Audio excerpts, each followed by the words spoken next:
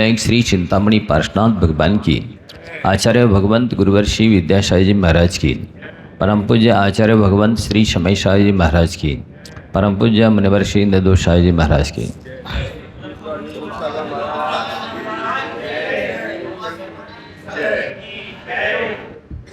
प्यारी बंधुओं, प्रसंग चल रहा है स्वाध्याय परमम तपः।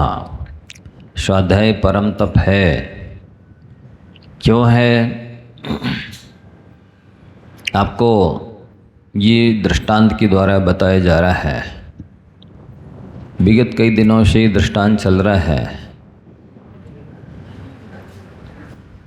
संक्षेप में तो आप इतना समझ लें कि जैसे दूसरे तप ज़्यादा देर नहीं किए जा सकते,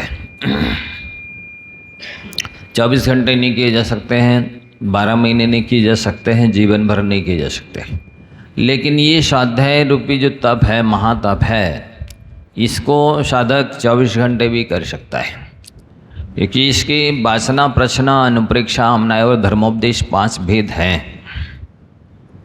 तो जब जैसी अनुकूलता हो, कभी शास्त्र जी को खोलकर अध्ययन करने की, तो कभी ज्ञानी जनों से विनय पूर्वक पूछने के लिए, पूछना भी स्वाध्याय माना जाता है। लेकिन वो पूछने के तरीके से होना चाहिए। वक्ता कितने गहरे में है, इनको मेरे प्रश्न का उत्तर आता है कि नहीं, इत्यादि बातों के लिए यदि प्रश्न किया जाता है तो वो प्रेस्टीज पॉइंट बन जाता है। वो कर्म बंधरा के लिए ना हो करके कर्म बंद के लिए हो जाता है। अपन को कर्मों की निर्जरा करनी है, समय की निर्जरा नहीं करनी है। तो कभी अनुप्रेक्षा नहीं चिंतन कर सकते आप, कहीं पर भी बैठ कर के अनुप्रेक्षा करने के लिए कोई खास द्रव्य क्षेत्र काल भाव की शुद्धि की आवश्यकता नहीं होती है, बल्कि अनुप्रेक्षा करने से सब शुद्ध हो जाता है। कभी आमनाय घोष परिवर्तन आमनाया, शुद्ध उच्चारण करने का नाम, पाठ करने का नाम आमनाय स्वाध्याय है। तो कभी धर्मोपदेश, ये तप के अंतर्गत रखा है। आपको उपदेश दिया जा रहा है, ये तपस्या की जा रही है। इसे तपस्या संज्ञा क्यों दी गई है? क्योंकि स्वार्थ त्याग की कठिन तपस्या बिना खेद जो करते हैं, ऐसे ज्ञानी साधु जगत के दुख समूह को हरते हैं। स्वार्थ त्याग करके जो परोपकार किया जाता है वो तपस्या के अंतर्गत आता है। निजी प्रयोजन ना हो, निजी इहलोक संबंधी शारीरिक मतलब कहना चाहिए, ख्याति पूज्य लाभ की चाह ना हो। ख्याति की चाह मानसिक कहना चाहिए खुराक मानी जाती है, पूजा की चाह भी मानसिक खुराक मानी जाती है। तो ख्याति पूजा लाभ की चाह ना हो, ये हो गया स्वार्थ त्याग। और स्वार्थ त्याग करके जितना भी दूसरों का उपकार किया जाता है, इस्लोक और परलोक संबंधी, उसमें भी इस्लोक संबंधी बहुत सारे लोग उपकार करते हैं। पर जो लोग अनादिकालीन बंधे हुए कर्मों की नाश का उपाय बता करके और भविष्य में अनंत काल के लिए सुखी होने का उपाय बताते हैं, वे महान और श्रेष्ठ उपकारी माने जाते हैं, तपस्वी माने जाते हैं।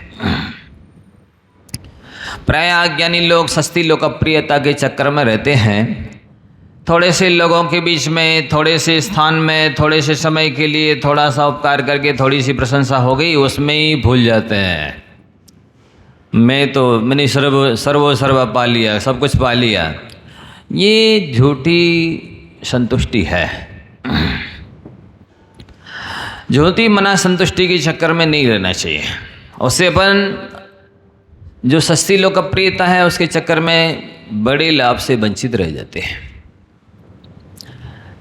तो धर्मोपदेश ये परम तप है, क्योंकि इसमें स्वार्थ त्याग की भावना के साथ साथ बिना खेद जो करते हैं। हर व्यक्ति को हर वर्ड की कंडीशन याद रखनी चाहिए।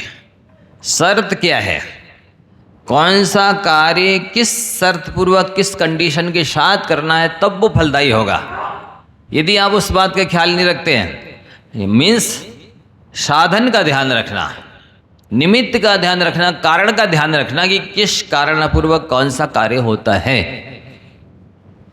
कितने साधनों की आवश्यकता है, कितने सहयोगी की आवश्यकता है, और अंदर में कौन सी चीज़ होना चाहिए, कैसी श्रद्धा होना, कैसी निर्लेप निष्प्रह वृत्ति होना, कैसी अंदर में करुणा की भावना होना, सामने वाले के उद्धार की इच्छा होना। करते हुए भी यदि खेद हो रहा है कि देखो हमारा कितना समय लग गया, कितना श्रम लग गया, कितने पैसे खर्च हो गए, तो फिर वो तपस्या की कोटि में नहीं आएगी, क्योंकि वो खेद सहित की गई है। धर्माचरण में हर जगह आपको ये ध्यान रखना है अच्छी तरह से कि वो धार्मिक अनुष्ठान तब कहलाएगा जबकि शरीर को क्लेश हो पर मन को क्लेश ना हो। यदि धार्मिक अनुष्ठान करते हुए मन में क्लेश होता है तो वो धार्मिक अनुष्ठान संसार की वृद्धि का निमित्त बन जाता है। हाँ, एक स्थान है ऐसा जहां पर मन को क्लेश हो तो संसार घटता है। ऐसा कौन सा स्थान हो सकता है जहां पर मन में क्लेश पहुंचाने के बाद भी कर्मों की निर्जरा होती है, मोक्ष मार्ग प्रशस्त होता है, पुण्य का बंध होता है और वो धर्म माना जाता है, तप माना जाता है। बहुत रहस्य में यही है, वो है पश्चाताप। जो आपने अपराध किया है, पाप किया है, अपनी सीमा का उल्लंघन किया है, नियम संयम का, कर्तव्य का, अपनी योग्यता का उल्लंघन किया है और अतिक्रमण व्यतिक्रमण अतिचार अनाचार कोई किया है, उस समय तो पश्चाताप होना चाहिए, मन में खेद होना चाहिए, तो कर्मों की निजरा होती है। क्योंकि आचार्यों ने कहा है कि आपके पाप की कालिमा को धोने की सामर्थ्य नदी और समुद्र के पानी में नहीं है। आपके पाप की कालिमा को धोने की सामर्थ्य तो आपकी पश्चाताप की 2 बूंद आंसू में है। पश्चाताप के आंसू ही आपके पाप की कालिमा को धो सकते हैं। अन्यत्र सर्वत्र मन में आह्लाद होना चाहिए, आनंद होना चाहिए, क्योंकि धर्म नगद है, उधार नहीं है। धर्म करते हुए भी आनंद आता है, धर्माचरण करते हुए भी रस लिया जाता है, सुख शांति का अनुभव किया जाता है, तब वो धार्मिक अनुष्ठान कहलाता है। अन्यथा वर्तमान में दुखी हो रहे हैं, भविष्य में सुखी होंगे, ऐसा नहीं है धर्म, इसका नाम धर्म नहीं है। धर्म करते हुए भी आह्लाद आता है, आनंद आता है, निराकुलता रहती है, सुख शांति की अनुभूति होती है, उसे धर्म कहते हैं।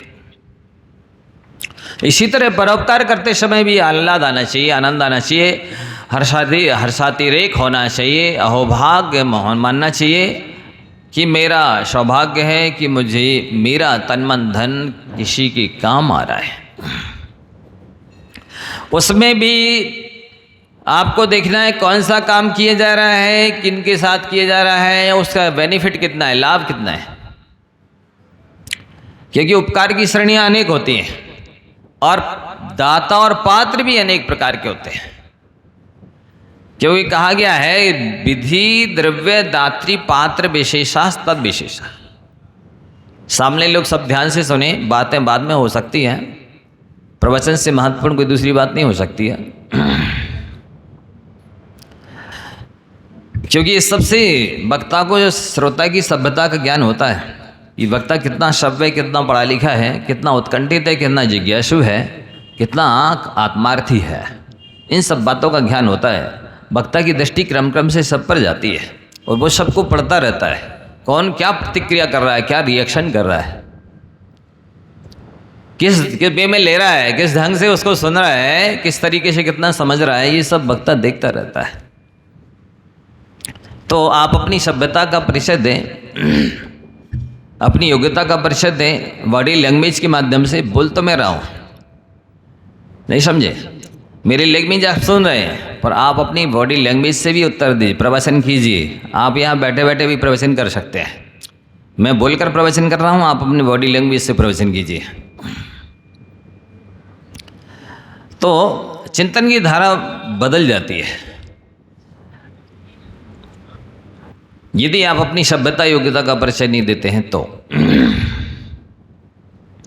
क्या कहा जा रहा था कि उपकार की श्रेणियां अनेक होती हैं, विधि द्रव्य दात्री पात्र विशेषास तद विशेषा।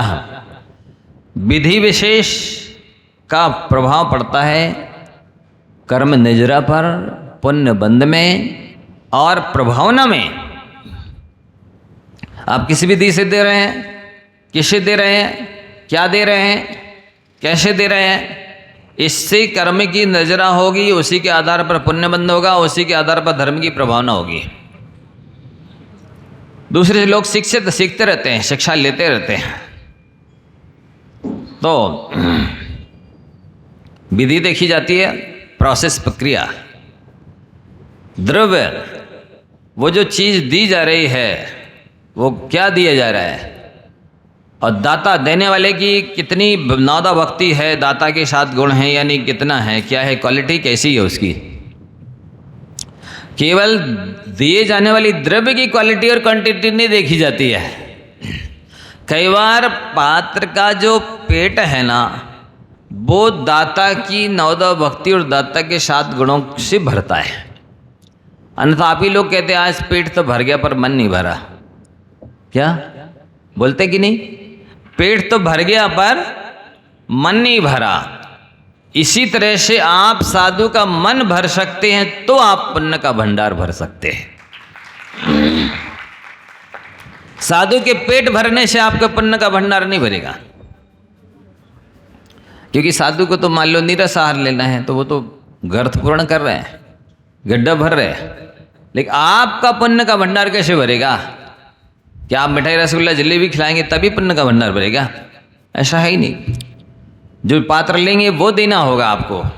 अब रूखी रोटी ले रहे हैं तो हमारा पुण्य का भंडार कैसे भरेगा? नहीं, वो उनके लेने के ऊपर निर्भर नहीं है, आपके देने के ऊपर निर्भर है। या आप किसी भी विधि से, कैसी नौदा भक्ति से दे रहे हैं, कितनी श्रद्धा से, विनय से, बहुमान से दे रहे हैं, उसके आधार पर आपका पुण्य का भंडार भरना है। आपने कितना अच्छे से यत्नाचार से विवेक रख करके तैयार किया, सामग्री के शोधन करके दिया है, उसके आधार पर पुण्य का भंडार भरना है। प्रमाद करेंगे तो क्या होगा? उसका उल्टा फल भी हो सकता है। तो यहां पर प्रसंग चल रहा है स्वाध्याय परमम तपा का। अब ये परम तप संज्ञा दी जा रही है, तो क्या पढ़ा जा रहा है, कौन है पढ़ने वाला, कैसे पढ़ रहा है, किस लिए पढ़ रहा है, ये सब द्रव्य क्षेत्र काल भाव का उस पर प्रभाव पड़ता है, तब वो परम तप की संज्ञा को प्राप्त होता है। पढ़ने वाले साधु हैं कि श्रावक है, देशव्रती है कि अव्रती है, उसमें भी कौन से द्रव्य क्षेत्र काल में वो पढ़ रहा है, कैसे भावों से पढ़ रहा है, पंचेंद्रियों का निरोध करके पढ़ रहा है कि नहीं, चारों के कषायों का, पांचों पापों का त्याग करके, सर्व सावध का त्याग करके पढ़ रहा है कि नहीं। और पढ़ रहा है तो अपनी ख्याति विजय लाभ के लिए पढ़ रहा है कि आत्मकल्याण के लिए पढ़ रहा है, पांडित्य प्रदर्शन के लिए पढ़ रहा है, या कर्मक्षय के लिए पढ़ रहा है, ये सब देखना पड़ता है। वो व्यसनी व्यक्ति अवश्य था जिसने ये स्वाध्याय करना शुरू किया था, लेकिन अध्ययन करने के बाद उसने कितने चिंतन करने की क्षमता प्राप्त की, निष्कर्ष करने की, समालोचना करने की। अध्ययन करोगे तो आलोचन खुलेंगे, आपके लोचन खुलेगी, समालोचन होगा। लेकिन अध्ययन नहीं होगा तो बिना ध्यान के, बिना ज्ञान के ध्यान किसका? ज्ञान से ध्यान को चरितार्थ करना है और ध्यान से ज्ञान को चरितार्थ करना है। और मुख्य रूप से शिक्षा का चरम और परम जो लक्ष्य है वो सब पढ़े लिखे लोगों को भी सुनने और समझने जैसा है। चाहे लौकिक शिक्षा हो या पारलौकिक, व्यवहारिक शिक्षा हो या आध्यात्मिक, शिक्षा का चरम और परम लक्ष्य होता है चरित्र का निर्माण करना। क्या होता है? शिक्षा का चरम और परम लक्ष्य होता है चरित्र का निर्माण करना, अपनी आदतों को सुधारना, अपनी कमियों को सुधारना। एक बात ध्यान रखें, आप छोटी छोटी कमियों पर अपनी ध्यान नहीं रखेंगे, छोटी छोटी जो त्रुटियां हैं, छोटे छोटे जो अवगुण हैं, व्यसन हैं, उनकी ओर ध्यान नहीं देंगे तो आपका पतन हो जाएगा। क्योंकि व्यक्ति पहाड़ से नहीं टकराता, छोटे पत्थर से टकरा कर गिर जाता है। क्या बात कही? ये कही गई है कि व्यक्ति पहाड़ से टकरा के नहीं गिरता है, छोटे पत्थर से टकरा करके उपट्टा खा करके गिर जाता है। इसी तरह आप अपनी उपटा हाँ उपट्टा, ठीक ठीक ठीक, उपट्टा लग जाता है, ठोकर लग जाती है और वो गिर जाता है, दांत टूट जाते हैं। तो छोटी छोटी त्रुटियां रूपी तिनकों से मिलकर के ही दुर्गति रूपी घोंसला तैयार होता है। इसलिए आप अपनी छोटी जो बुरी आदतें हैं, व्यसन हैं, कुटेव हैं, उन पर आपको ध्यान देना है। क्योंकि अब जो व्यसनी व्यक्ति चिंतन कर रहा है उसका 7वें नंबर के पत्ते पर चिंतन चालू है। क्या बोलते हैं उसको? सत्ता का, सत्ता जो होता है ना, वो सत्ता के बारे में विचार करता है। सत्ता कौन सी हो, तात्कालिक हो या त्रैकालिक हो। धार्मिक सत्ता है कि राजनीतिक सत्ता है। धार्मिक सत्ता को स्वयं को तपा कर प्राप्त किया जाता है और राजनीतिक सत्ता को दूसरे को सता के प्राप्त किया जाता है।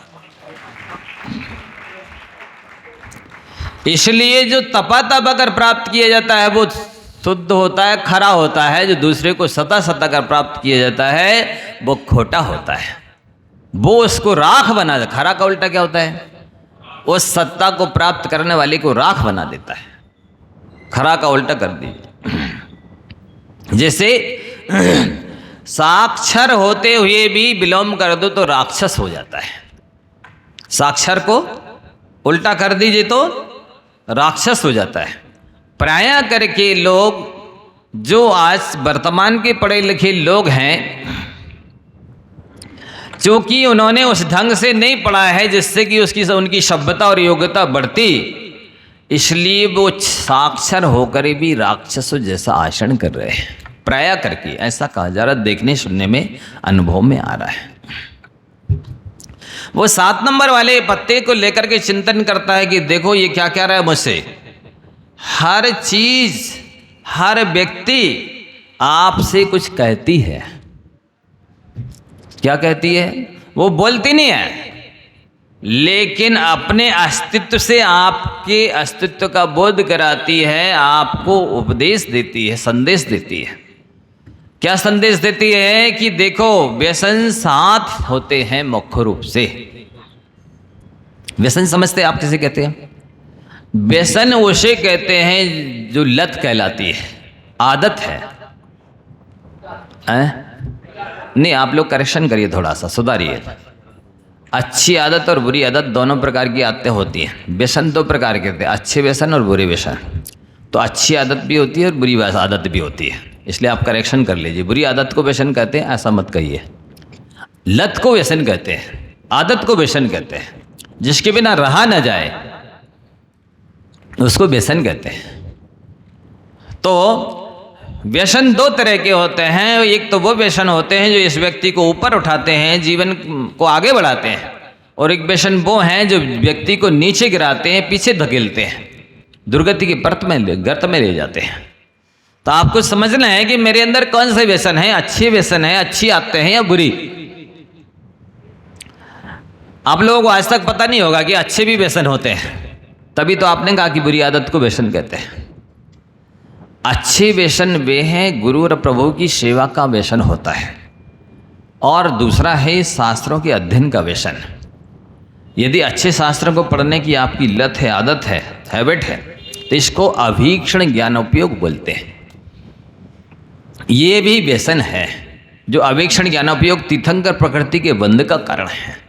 ये बहुत सरल व्यसन है और सरल भावना है और सरल तप है। पंचम काल में हीन संगनन के साथ भी किया जा सकता है, गृहस्थी में भी किया जा सकता है, प्रतिकूलताओं में भी किया जा सकता है।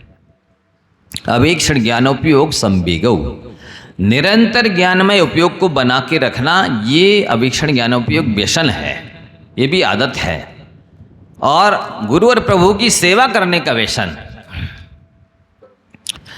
अच्छी तन मन धन से कीजिए सेवा। ये दोनों व्यसन आपकी आत्मा को ऊपर उठा देंगे, आगे बढ़ा देंगे, बहुत जल्दी सिद्ध बना देंगे। ये व्यसन प्राय लोगों में नहीं है, ना कि बराबर हैं। व्यसन इसलिए नहीं कह रहे हैं कि लोग करते तो हैं धर्म, अभिषेक भी करते, शांति धारा भी करते, पूजन भी करते हैं, लेकिन वे सब लौकिक वस्तुओं की कामना करते हैं। सो आपको पहले बताया गया था कि प्रार्थना के साथ कामना होती है और साधना के साथ वासना होती है, तो वे दोनों चीज़ उन दोनों को खोखला कर देती है। प्रार्थना के साथ कामना हो तो प्रार्थना खोखली हो जाती है, और साधना के साथ वासना हो तो साधना खोखली हो जाती है।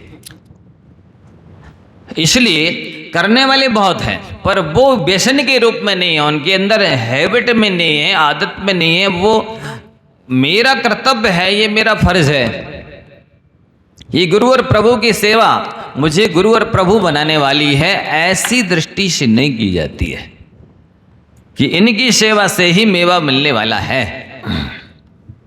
बाकी दुनिया की सेवा करने से मेवा नहीं, वो तत्कालिक मेवा मावा सब मिल जाएगा, वो वाला नहीं कह रहा हम। नहीं कहोगे वाह हमारी पंथी तो रोज हमें पेड़ा खिलाती, महाराज जी कह रहे कैसे, नहीं मिलेगा, सेवा करने से मेवा यहाँ नहीं मिलेगा। उसकी बात नहीं चल रही है, आप समझे अभिप्राय।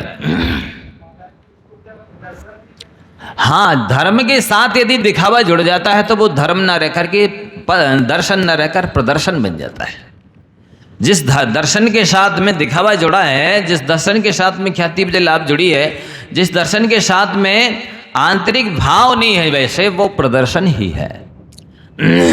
इसलिए जहाँ पर प्रदर्शन होता है वहाँ दर्शन नहीं होता है, वो जहाँ पर दर्शन होता है वहाँ पर प्रदर्शन नहीं होता है। आचार्य महाराज ने क्या कहा था, गुरुनाम गुरु पूज्य आचार्य ज्ञान सागर जी महाराज से जब आचार्य महाराज ने पूछा कि हमको क्या करना है, बोल तो आचार्य गुरुनाम गुरु ज्ञान सागर जी महाराज ने कहा कि अप्रभावना ना हो, यही प्रभावना कहलाती, इतनी ध्यान रखना। अच्छाइयों को अपनाने की उतनी आवश्यकता नहीं है जितनी बुराइयों को मिटाने की आवश्यकता है। गुणों को ग्रहण करने की उतनी आवश्यकता नहीं है जितनी अवगुणों से बचने की और अवगुणों को छोड़ने की आवश्यकता है। आप बुराइयों को छोड़ेंगे, अवगुणों को छोड़ेंगे, गुण तो सादा आ जाएंगे, अपने आप आ जाएंगे। बुराई मिटेगी तो अच्छाई तो बनी जाएगी। वो आत्मा में जो अनंत गुण है ना, उनको कोई गिना नहीं सकता, लेकिन अवगुणों को तो प्राय करके बहुत सारे गिना देंगे। वो अवगुण दूर हो जाएंगे तो उनके प्रतिकूल ही तो गुण प्रकट हो जाते हैं। उन अवगुणों ने ही तो हमारे गुणों को दबा रखा है, उन कमियों ने, दोषों ने, व्यसनों ने, बुरी आदतों ने ही तो हमारी योग्यता को छुपा रखा है, हमारी सभ्यता को ढक रखा है, मने मिट्टी में मिला दिया है। तो ये व्यसन गिनती के तो 7 हैं, और गुरु और प्रभु की सेवा का और स्वाध्याय का ये 2 श्रेष्ठतम व्यसन हैं। ये अच्छे व्यसन माने जाते हैं, ये आप सबके जीवन में होने चाहिए। और जो 7 व्यसन हैं, जुआ, मांस, मदिरा, वेश्या, हिंसा, चोरी और जारी। जुआ में हार जीत का सवाल होता है, वो चाहे क्रिकेट हो, क्रिकेट मैच हो या कोई भी गेम हो, और जिसमें चाहे पैसे लगाए जा रहे हों या समय लगाया जा रहा हो। मेरी दृष्टि में, शास्त्रीय दृष्टि में, पैसे से भी ज़्यादा मूल्यवान समय है, समय से भी ज़्यादा मूल्यवान सत्य है। आप समझ रहे हैं? पैसे से भी मूल्यवान समय है और समय से भी ज़्यादा मूल्यवान सत्य है। तो उसको यदि आप लगा रहे हैं दांव पर, तो आप जुआ ही खेल रहे हैं। अपने कीमती समय को लगा रहे हैं, सत्य को लगा रहे हैं। सत्य मीन्स क्या है? आपके सिद्धांत, आपकी संस्कृति, आपका धर्म, आपका कर्तव्य, आपका जो उत्तरदायित्व है, उसको यदि आप दांव पर लगा रहे हैं तो आप जुआ ही खेल रहे हैं। मतलब फर्ज नहीं निभा रहे, जहाँ कहीं भी वहाँ आप जुआ खेल रहे हैं, वहाँ पर घाटे का सौदा कर रहे हैं। तो उस व्यसन इतने हैं, कितने हैं? बस वो 7 ही बोल रहे थे, अब कुछ लोग 9 बोलने लगे। तो जुआ एक, जिसमें हार जीत का सवाल है। मांस, उसमें अंडा और मांस जो आप सब जानते हैं, शिकार किया गया हो या न किया गया हो, स्वयं मरा हो जीव या किसी ने मारकर तैयार किया हो, वो सभी मांस के अंदर आता है। और चाहे वो डायरेक्ट में खाओ, चाहे फास्ट फूड में मिला हुआ खाओ या किसी डिश में मिला हुआ मांस खाओ, है वो मांसाहार ही। जुआ मांस, मदिरा वो है जिससे नशा चढ़ जाता है, बुद्धि भ्रष्ट हो जाती है, और उसमें भांग, अफीम इत्यादि सभी आएंगे। जो जो बुद्धि को खराब करते हैं, वैसे कहा जाता है जितने नशे जहान में सभी विनाशे ज्ञान। नशे जितने भी होते हैं वे इस जीव के सम्यक ज्ञान को, सद्ज्ञान को, सोचने विचारने की क्षमता को, हानि लाभ गुण दोष के विचार करने की क्षमता को खत्म कर देते हैं व्यसन। आप समझ रहे? तो वो जुआ, मांस, मदिरा, वेश्या, वेश्याओं की पहले दुकानें होती थी और वेश्या उसे कहते थे जिसका कोई एक निश्चित पति नहीं होता, अनेक पुरुषों से संबंध करती है। लेकिन आजकल की जो फ्रेंडशिप, रिलेशनशिप और सिचुएशन रिलेशन, ये कौन सी व्यसन में आएगा? वेश्या व्यसन में आएगा कि परिस्त्री सेवन में आएगा? ये आप लोग को विचार करना है, क्योंकि आप लोग मनीषी है ना। मनीषा विद्यते यस्य स मनीषी, जिसके पास मनीषा है, बुद्धि है, चिंतन करने की शक्ति है, उसे मनीषी बोलते हैं।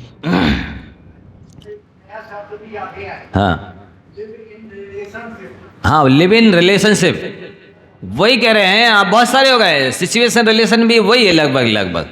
अब उसके बहुत सारे भेद हो जाते हैं, भंग बन जाते हैं, पर वो कुल मिलाकर के है समाज मैंने लोक विरुद्ध है और शास्त्र विरुद्ध है। वो सभ्यता के भी विरुद्ध है और धर्म के भी विरुद्ध है, मनुष्यता के भी विरुद्ध है और स्वास्थ्य के भी विरुद्ध है।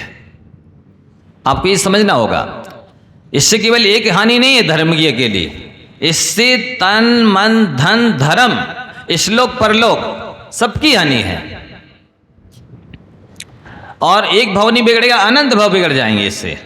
आप समझ लीजिए, भले आप पढ़े लिखे कहलाते रहें और इसको चाहे नेचुरल माने कि ये तो सामान्य कॉमन चीज़ है, सामान्य, ये तो सब में पाया जाता। मनुष्य में 4 संज्ञाएं, आहार संज्ञा, भय संज्ञा, मैथुन संज्ञा, परिग्रह संज्ञा प्राणी मात्र के अंदर होती है। संज्ञा तो होती है, उसी की वजह से तो संसार में भटक रहा है। उसी पर तो कंट्रोल करना है, उसी का नाम साधना, और उसी को समाप्त करने के बाद मोक्ष मिलना है। आप क्या समझ रहे हैं? आहार, भय, मैथुन, परिग्रह, ये 4 संज्ञाओं पर कंट्रोल करने का नाम साधना है, और इन चारों का अभाव करने पर मोक्ष मिलता है। आप यदि इनको कंट्रोल नहीं कर पा रहे हैं तो आप समझ गए कि अब संसार बढ़ा रहे हैं, अनंत संसार बढ़ा रहे हैं, अनंत भाव धारण करना पड़ेंगे, अनंत शरीर धारण करना पड़ेंगे और बचता नहीं, कष्ट भोगना होंगे।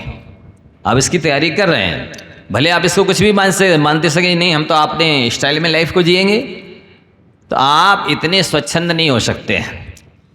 हर मनुष्य को, यदि वो मनुष्य है तो उसको सामाजिक बंधन में बंधना होगा, लौकिक बंधन में बंधना होगा, शास्त्रों के बंधन में, गुरुओं के बंधन में, धर्म के बंधन में बंधना ही होगा, अन्यथा उसमें और मनुष्य पशु में कोई अंतर नहीं रहेगा। क्योंकि इस नीतिकारों ने पहले से लिख रखा है, आहार निद्रा भय मैथुनम चे सामान्य मेतत् पशुभिर नराणाम धर्मो ही तेषाम अधिको विशिष्टा धर्मेण हीना पशु भी समाना। आहार संज्ञा मनुष्य में भी होती है, पशु में भी होती है। भय संज्ञा मनुष्य में भी होती है, पशु में भी होती है। मैथुन संज्ञा मनुष्य में भी होती है, पशु में भी होती है। आहार परिग्रह संज्ञा मनुष्यों में भी होती है, पशुओं में भी होती है। ये बात अलग है कि आप कह सकते हैं कि भाई मनुष्यों के पास में कोठी बंगले दिख रहे हैं, महल मकान दिख रहे हैं, गाड़ी घोड़े दिख रहे हैं, फैसिलिटी दिख रही है। पशुओं में कहाँ ये सारी चीज़ें? जब नहीं है तो उनके अंदर परिग्रह संज्ञा नहीं माननी चाहिए। बंधु, पहले तो आप इस भ्रम में हैं कि इसको परिग्रह समझ रहे हैं। ये जो आडंबर है, ये जो बाहरी वैभव है, इसका नाम परिग्रह नहीं है। मूल तो परिग्रह नाम अंदर की मूर्छा का है। मूल तो मूर्छा परिग्रह, ये सूत्र है। अंदर में जो ममत्व है, अंदर में जो आसक्ति है, अंदर में जो लोभ कसा है, अंदर में जो कंजूसी है, इसका नाम परिग्रह है। इसके रहते हुए ही ये बाह्य में आडंबर जुड़ता है। जिसके अंदर में परिग्रह नहीं होता है, चाह नहीं होती है, इच्छा नहीं होती है, उसके बाह्य में परिग्रह नहीं होता है। तो आप भ्रम में तो वैसे जी रहे हैं कि आप इस आडंबर को परिग्रह समझ रहे हैं। मूल में कितनी मेरी राग द्वेष है, क्रोध मान माया लोभ है, मूल परिग्रह तो ये है। कितनी मूर्छा है, कितना लोभ है, कितनी आसक्ति है। बस जितना लोभ है, जितनी आसक्ति है, जितनी मूर्छा है, उतनी आपका संसार बाकी है। ये जितना कम हो जाएंगे उतना आपका संसार खत्म हो जाएगा, घट जाएगा। आप संसार से ऊपर उठ जाएंगे और आपका जीवन आगे बढ़ जाएगा। तो व्यसन 7 आपको याद हो गए, जुआ, मांस, मदिरा, वेश्या, हिंसा यानी शिकार, चोरी और परस्त्री या परपुरुष सेवन, ये 7 व्यसन हैं। ये 7 नरकों में क्रम क्रम से ले जाते हैं। इस जीव को पटकते हैं, वहाँ के अनंत दुख दिलाते हैं। स्थायी और पूरी और पक्की सज़ा वहीं मिलती है। इन व्यसनों की सज़ा देने का मध्यलोक में कोई स्थान साधन नहीं है। ये जो जेलों में यातनाएं हैं, कष्ट हैं, प्रतिकूलताएं हैं, ये तो आटे में नमक बराबर भी नहीं है। ये पाप की पूरी सज़ा देने का स्थान नहीं है जेल, और ना ही यहाँ पर मनुष्य में जो दरिद्रता है ये पाप की पूरी सज़ा नहीं है। यहाँ पर जो गरीबी है ये पाप की पूरी सज़ा नहीं है। यहाँ पर जो बीमारी है ये पाप की पूरी सज़ा नहीं है। यहाँ पर जो इष्ट वियोग अनिष्ट संयोग है ये पाप की पूरी सज़ा नहीं है। ये तो पाप का सैंपल है, ये आटे में नमक बराबर भी नहीं है, ये नमूना है। ये पूरी सज़ा तो नरक में मिलने वाली है, पशुगति में मिलने वाली है। इतने सरल नहीं है पापों को काटना। बांधना बहुत सरल है, काटना सरल नहीं है। बांधने के लिए व्यक्ति स्वतंत्र होता है, लेकिन काटने के लिए व्यक्ति परतंत्र होता है, पराधीन होता है, दयनीय होता है। आप आज स्वतंत्र, इसका मतलब पुण्य का फल भोग रहे हैं। जिस दिन बीमारी के, गरीबी के और अनेक तरह की जो प्रतिकूलता है उसके चक्कर में आ जाएंगे, समझ लेना कि पाप का उदय चालू। वैसे ये कहा जाता है ये पाप तत्काल अपना फल देता है, पर आप कहेंगे हमने तो इतने पाप करे, हजारों लाखों, हमारा तो कुछ भी नहीं हुआ। आप भूल में हैं। क्या मिला तो हमें सजा? पाप की सजा आपको ये मिली है तत्काल में। एक तो आपकी कुछ नींद कम हुई है, कुछ कम तो हुई है, पक्के में डिस्टर्ब होती है बीच बीच में, ये पाप की सजा है। दूसरी बात, आपकी कुछ भूख कम हुई है, कुछ ना कुछ कम हुई है पक्का में। तीसरी बात, आपके अंदर आकुलता रहती है, बेचैनी रहती है, घबराहट रहती है। वो ऐसी रहती है कि आप पता भी नहीं लगा पाते कि मुझे डर सा क्यों लग रहा है, घबराहट सी क्यों हो रही, बेचैनी सी क्यों हो रही है, चैन क्यों नहीं है, सुकून क्यों नहीं है ज़िंदगी में। ये उस पाप ने आपको तत्काल में सजा दी है। अब वो धीरे धीरे जब उसकी जिसको आबादा काल बोलते हैं शास्त्रीय भाषा में, और लौकिक भाषा में उसको बोलते हैं एक म्यांद। उस म्यांद के बाद, सीमा के बाद वो अपनी सजा और ढंग से देगा आपको। अभी दिया ने पाप तो अपना फल तीर्थंकर भी क्यों ना हो उनको भी देता है, चाहे गणधर देव हो, आचार्य पद साधु हो, और चाहे शलाका पुरुष हो, कोई भी महापुरुष हो, पाप सबको सजा देता है। तो ये व्यसन 7 तो गिनती के गिनाए हमने। आप इनको अच्छी तरह समझ लीजिए। वर्तमान में आप दुखी क्यों हैं, अथवा व्यस्त क्यों हैं, अथवा आप वर्तमान में इतने नीचे क्यों गिरे हुए हैं, बैठे हुए हैं, उसकी यदि कोई वजह है तो वो व्यसन ही है, जिसके बिना आपका काम नहीं चलता। जैसे सुबह सुबह आपको चाय चाहिए, नहीं तो पेट साफ नहीं होता। कई लोगों का शौच नहीं जाते वो, कई लोग को बीड़ी सिगरेट चाहिए तब शौच होती है। ये ही व्यसन है। महाराज जी छोड़ देंगे हम तम्बाकू तो हमारी पेट साफ ही नहीं होगा, क्योंकि इससे पॉइंट दब जाता है ना, ऐसा करते हैं पॉइंट दब जाता है, पेट साफ नहीं। आप भूल में, ये तो जिसने पिछले जन्म में, ध्यान से सुनिए, पेट क्यों खराब हैं आप लोगों के, जिनके भी हैं, वो इसकी वजह मैं बताता हूं। जिनने पिछले जन्म में किसी का कर्ज लिया, पैसों का कर्ज लिया हो चाहे उपकार का कर्ज लिया हो, और चुका के नहीं आए, वो इस जन्म में उनका पेट खराब रहता है। नहीं समझे? डाइजेशन उनका गड़बड़ रहेगा, ये पक्का है। या तो भूख नहीं खोलेगी, एक बार में पूरा नहीं खा पाएंगे, या एक बार में पूरा मल साफ नहीं होगा, पेट साफ नहीं होता है। उनको कहीं पानी पीना, कहीं तम्बाकू खाना, कहीं बीड़ी सिगरेट पीना, और कहीं अनेक तरह चाय पीना, एक कर्म करने पड़ते हैं। इसकी वजह है पिछले जन्म में जो उपकार लिया, किसी से एहसान लिया, अपनी आज़ादी बेची और चुका के नहीं आए, प्रत्युपकार करके नहीं आए, इसलिए इस जन्म में आपका पेट खराब रहेगा। कुछ भी खा लीजिए। कई लोग कहते भी महाराज जी हमने सब इलाज करा लिए। कई बोलते हैं कि आप अजवाइन में नमक डाल के खाइए ठीक हो जाएगा, कोई बोलते हैं थोड़ा सा भोजन के लास्ट में गुड़ खा लीजिए ठीक हो जाएगा, कोई बोलते हैं छाछ पी लीजिए ठीक हो जाएगा, कोई बोलते हैं कि ईशक गोल की भूसी खा लीजिए तो ठीक हो जाएगा पेट, और अनेक तरह के उपाय बताते हैं लोग। मैंने सब कर लिए, फिर भी मेरा पेट साफ नहीं होता, पेट ठीक नहीं होता, भूख नहीं खुलती। महाराज जी आप बता दीजिए आपके उपाय। सो मैं बताता हूँ। मैं उनको उपाय बताता हूं कि बेटा पिछले जन्म में तो आप कर्ज लेकर के आए हो, उपकार का और धन का चुका के नहीं आए, अब इस जन्म में ना लो। जो माँ बाप का, सास ससुर का उपकार है, कर्ज या पैसे का किसी से लिया है, तन से, मन से, धन से, वचन से, प्रत्यक्ष में परोक्ष में समय लिया है, कुछ भी उपकार लिया है, प्रत्युपकार लगे हाथ करके जाओ। और पिछला भी अभी लगे हाथ एक्स्ट्रा दान दे दो, उपकार कर लो, जिससे कि वो चुक जाए। चारों प्रकार के दान दो तो निश्चित ही आपका स्वास्थ्य अभी भी ठीक होएगा, मेरा विश्वास है, क्योंकि वो उस कर्ज की वजह से खराब है।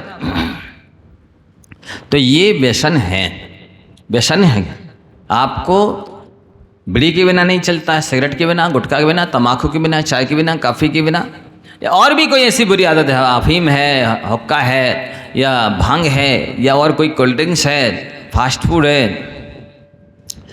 प्रतिदिन आपको पोहा जलेबी चाहिए, या किसी को पराठे चाहिए, या किसी को नहीं, अलग अलग होती है। ये सब व्यसन की कोटि में आते हैं। यदि आप व्यसन मुक्त होना चाहते हैं तो आप मेरी बात सुनिए और मानिए। व्यसन मुक्त व्यक्ति वो कहलाता है जो भी है, जैसा भी है, उसमें काम चला लेता है। जो भी है, जैसा भी है, उसमें बिना नुक्ताचीनी किए, बिना संकल्प किए, विकल्प किए, संक्लेश किए बिना उसी में खुश रह लेता है, प्रसन्न रह लेता है, उसी में काम चला लेता है।